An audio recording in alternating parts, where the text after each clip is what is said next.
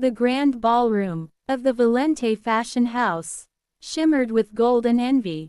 Cameras flashed, champagne glasses clinked, and laughter dripped with the false sweetness of high society. Amid the sea of sequins and silk, a woman in a black velvet gown glided through the crowd, her crimson lips curving into a smile that didn't reach her eyes. Her name was Alara Voss, the mysterious designer whose new collection had taken Paris by storm. No one recognized her as the same timid assistant who, years ago, had been publicly destroyed by Valente's proud CEO, Camille Devereux. That night had been the end of her old life.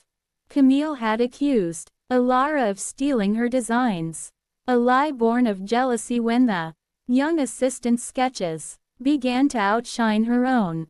Before the press, Camille tore up Alara's work, called her a fraud, and had her blacklisted from every major brand. Overnight, Alara lost everything: her career, her reputation, and her dream.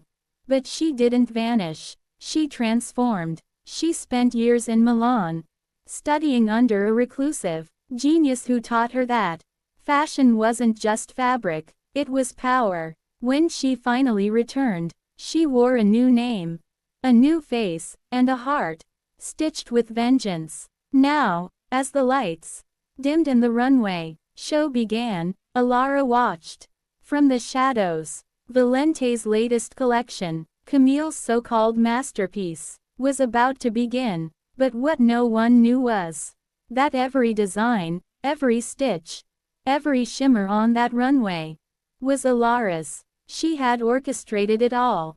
Months earlier, Alara had infiltrated Valente again, pretending to be an anonymous investor. Through a shell company, she funded Camille's new line, while secretly planting her own team inside. She fed Camille's sketches so breathtaking that the CEO couldn't resist presenting them as her own. Camille thought she'd stolen genius. In truth, she was walking into a trap. As the first model strutted down the runway, whispers rippled through the crowd. The designs, dark, elegant, dripping with sensual menace, were unlike anything Camille had ever done. The journalists murmured, "Is this really her work?" Alara sipped her champagne, her eyes glinting. "Not for long," she whispered. Halfway through the show, the massive LED screen flickered. Camille's triumphant smile froze as the Valente logo vanished, replaced by sketches signed in bold silver ink, EV. Then came the voice, calm, familiar, and laced with venom. "5 years ago, you destroyed a girl's dream. For your pride, tonight, I take back what was mine."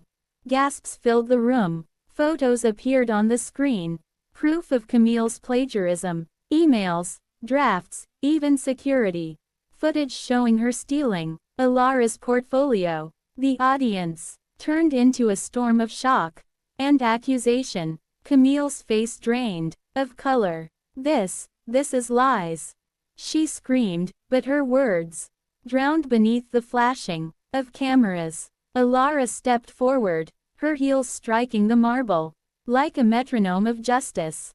"Good evening, Camille," she said softly. "Do you remember me?" Camille stared, recognition dawning too late. "Alara." The crowd erupted. Reporters surrounded them, microphones thrust forward, questions flying like daggers. Camille tried to flee, but the doors were locked.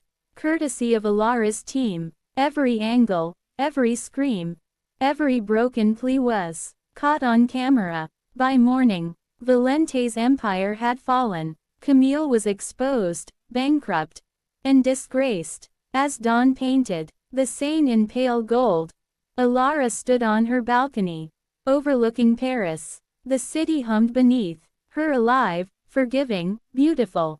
In her hands, she held a single piece of velvet fabric, the same she'd once used for her first design as a hopeful assistant. She had won, but victory didn't feel like she imagined.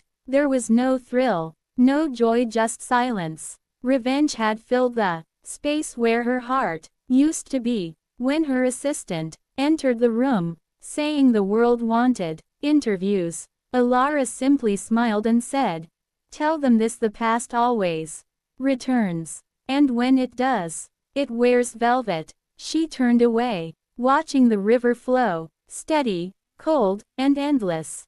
The empire of lies was gone, but so was the girl who once believed in innocence. In her reflection, she saw not a victim, not even a victor, but something far stronger, a survivor woven from shadows and silk.